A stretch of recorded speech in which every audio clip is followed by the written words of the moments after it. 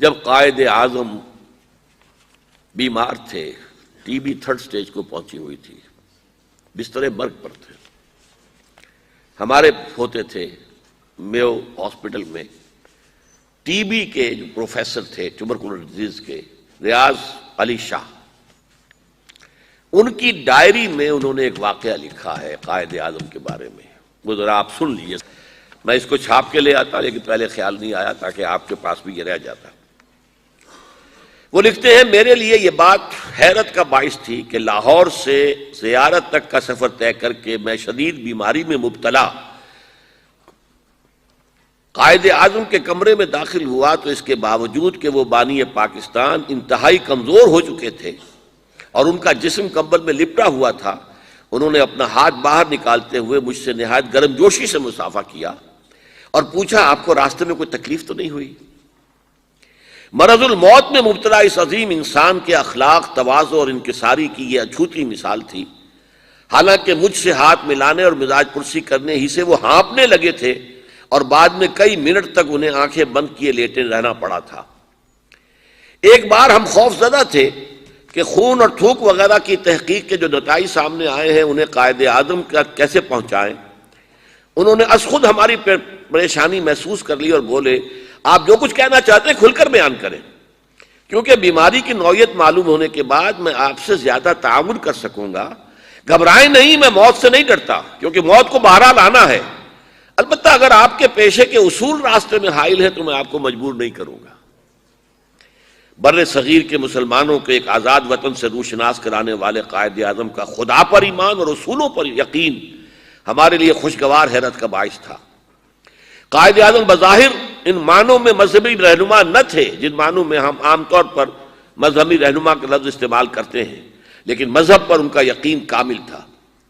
ایک بار دوا کے اثرات دیکھنے کے لیے ہم ان کے پاس بیٹھے، میں نے دیکھا کہ وہ کچھ کہنا چاہتے ہیں لیکن ہم نے بات چیت سے منع کر رکھا تھا، اس لیے الفاظ لبوں پر آ کر رک جاتے ہیں۔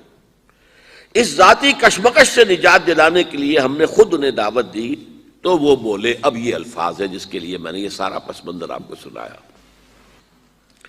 تم جانتے ہو جب مجھے یہ احساس ہوتا ہے کہ پاکستان بن چکا ہے تو میری روح کو کس قدر اطمینان ہوتا ہے۔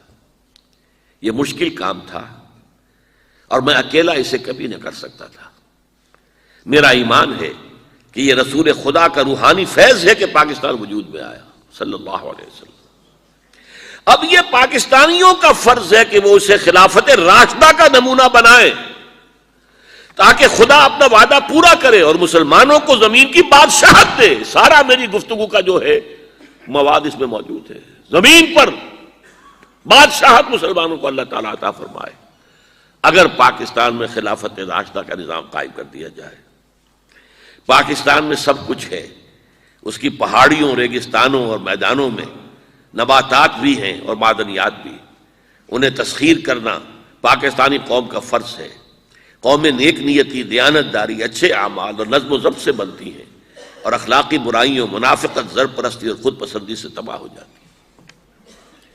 یہ وہ ہے کہ جو ڈاکٹر ریاض علی شاہ کی ڈائری سے یہ اقتباس روزنامہ جنگ نے شائع کیا ہے 11 ستمبر 1988 کو۔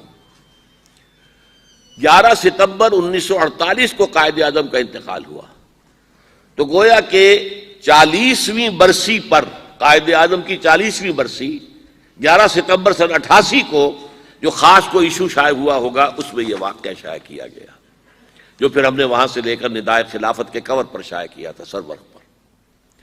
یہ تھا مقصد اس پاکستان کا۔ خليل بالقرآن هو إمامنا على هداية الله آمتنا كلام ربنا هدايتنا عطاء جبريل على رسولنا